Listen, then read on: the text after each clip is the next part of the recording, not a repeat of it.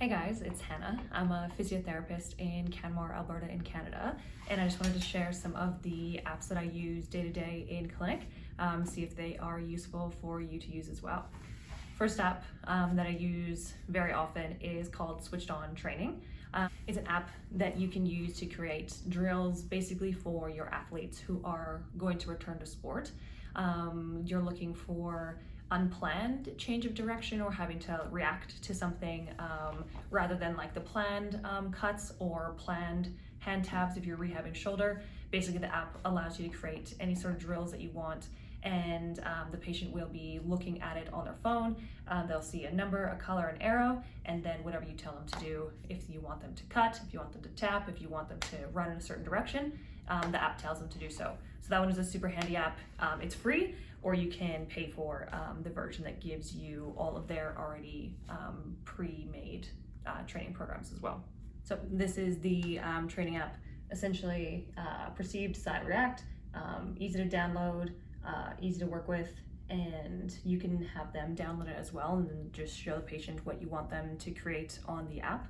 And then it's free for everyone, and then you know that they've been working on unplanned change of direction before they get back into non-contact sport drills, for example. Second app that I use in pretty much all of my shoulder patients is called Humetric. It's a range of motion app. So you download it on your phone, it uses the computer vision in your phone, it's free to download. You point it at your patient and you have them do just like the general range of motion measures.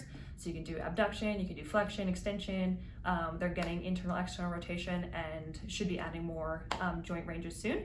So I use that app to continually measure the progress of my shoulder patients, use it a lot with my post-op patients or return to sport patients as well. So really anyone as we're moving forward, looking at those small changes at the beginning and then those last little changes that we want at the very end, but before they return to say throwing sports, racket sports, swimming, those types of rehab sports as well.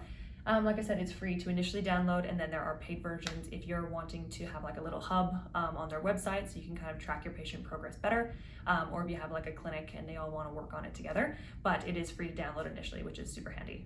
Stuff I've been using a lot more for my ankle, knee, and ACL patients most specifically is called My Jump 2.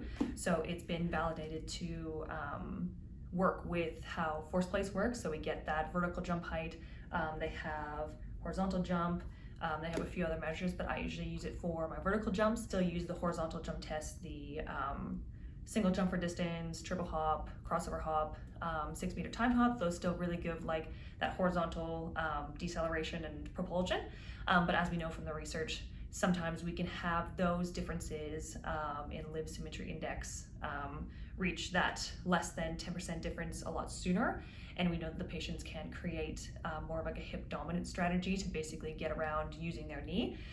So moving forward, the research has been telling us to get more data on vertical hops. So that's what I use My Jump for to get it through there. The My Jump 2 app, you can go in, you can select a user. I just use the vertical jump, and then I go through the testing through there and keep track side to side. So often I use counter movement jump and single leg counter movement jump, drop jump double leg, and then single leg drop jump to get that RSI measure and make sure that those patients are progressing. The Metronome app is the next thing that I use a lot in practice.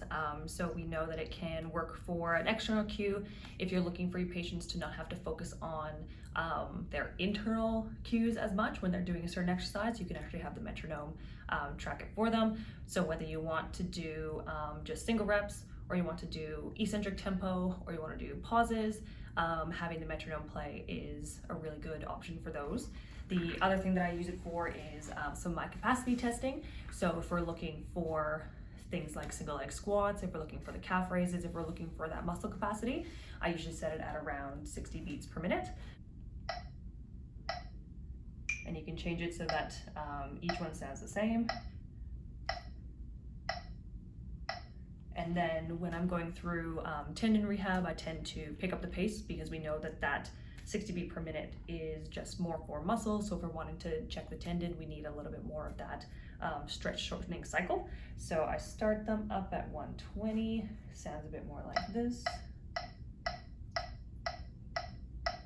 And then when I'm doing stair climbing, I end up going 150, 170, sometimes 190 if we're bounding up the stairs, making sure that we're getting that tendon load as we are rehabbing.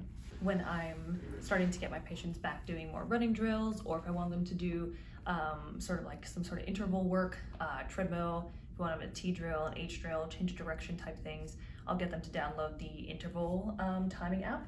So this one allows them to set their intervals for how long we want them for, making sure that they still get like that rest time in between. And then same thing, you can basically make your own routines. So you can kind of change the timer sound, so it'll give you a buzzer for when you've finished the working set, and then a buzzer for when you want to start after your rest time.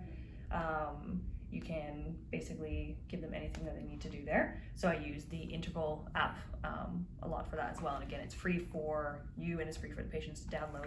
So that's an easy one to get them going on interval training. A lot of is the Measure app, which is just part of your iPhone utilities. So it comes with your phone.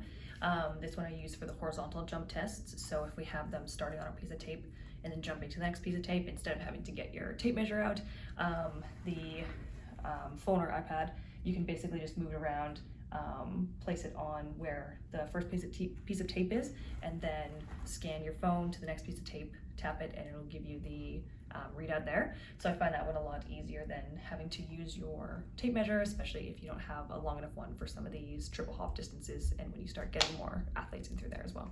Thanks for watching, guys. Those are the 6 apps that I use all the time. If you use other apps that are super handy, please let me know, drop them in the comments. I wrote a blog post on this as well. There's a bit more information and links to all the apps. So that'll be just in the caption below the video here. You can subscribe and follow for more videos. Thanks.